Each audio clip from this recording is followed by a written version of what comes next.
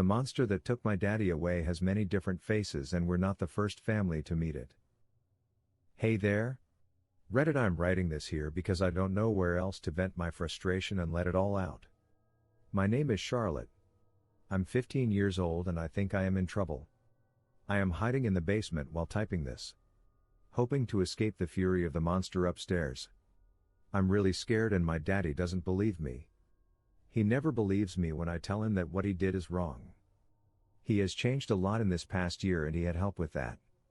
He doesn't take advice from anyone anymore and that woman enables all his erratic behavior and they drink that thing and start laughing and making stupid noises or animal sounds. I hate her. I really do. Since she came into our lives everything changed for the worse. My mommy had a nervous breakdown and she had to go for a while into one of those centers for people who lose control. It's not so funny that people call them funny farms. There's nothing funny about them. You know? Since they divorced, Daddy changed a whole lot. Especially since this woman came into our lives and I am forced to live with her every single day until Mommy gets out of the institution. Daddy doesn't see her for what she is. A destroyer of homes. A wrecker of families. She is the cause my parents divorced. That much I know. I may not be the sharpest tool in the shed. But I have a gift. I see people for what they really are. I mean, for what they really are. Sometimes they are just normal people. Friendly people. Other times, they are beautiful on the outside but they hide their true ugly self on the inside. Some of them though are not people.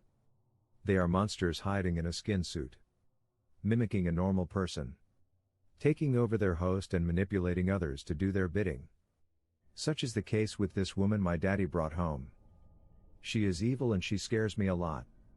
Daddy says that I'm like that because I'm just in that period of my life where I am angry all the time. He tells me all teens are like that.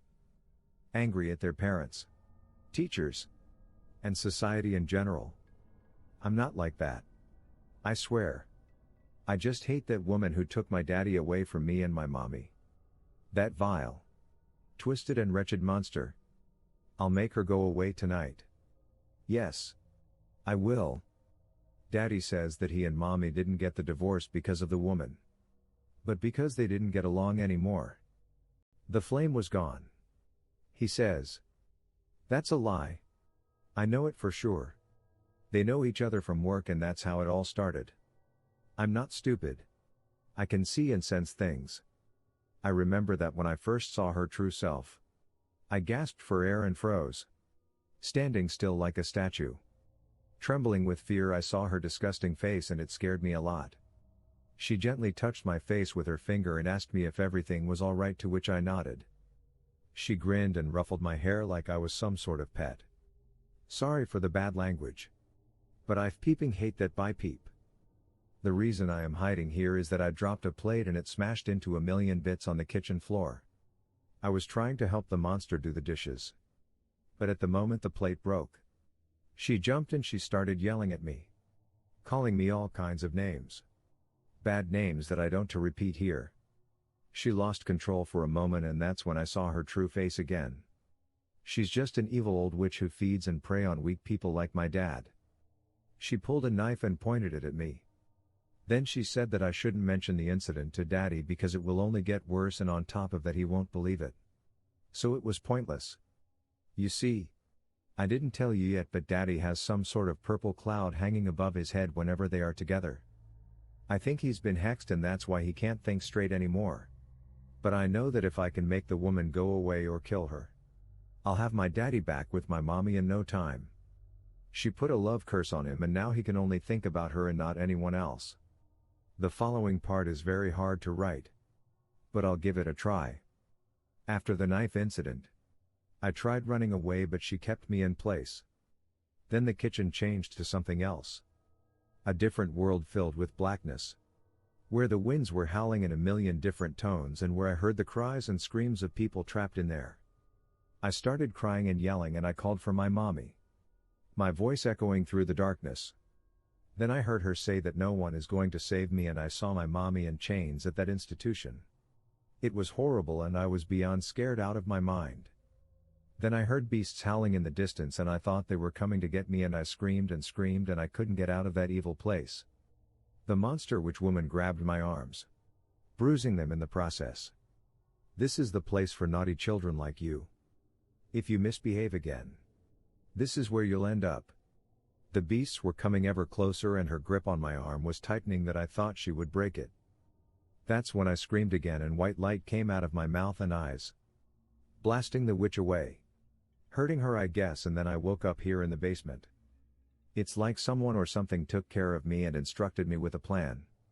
There is a small gas canister here beside because sometimes Daddy works here for his car things. I'm a smoker. I know it's not healthy but some teens do it, right? Like my daddy said. Some of us pretend to be misfits and pick up bad habits. I think this might help me in my current situation because I have a lighter. I will burn the witch while she sleeps. Right after Daddy goes to work. He starts the night shift in a few hours and I'll just stay here until I hear him leave. I'm just hoping my phone doesn't die. A few hours pass and I look outside the small window from my basement and see it's already night. I check with my phone to make sure that I'm not being deceived by some external forces and it says 10 p.m. I hear Daddy telling the witch goodbye and making kissing sounds. Gross. Yuck. He then leaves for work.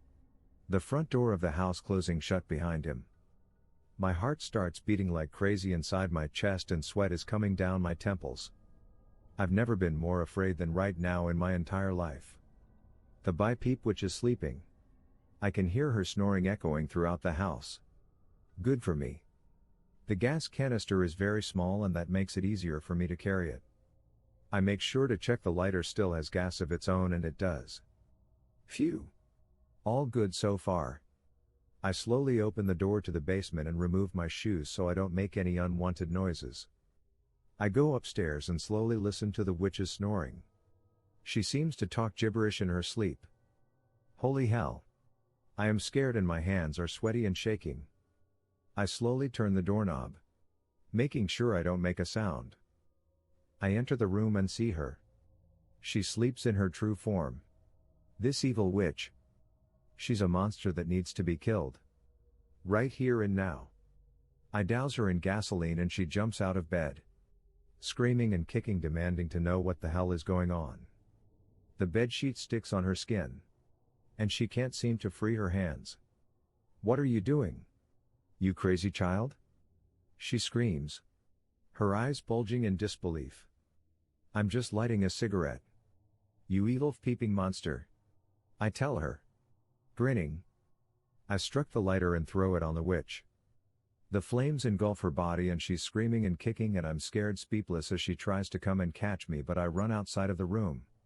Her dying screams are evaporating in the stillness of the night.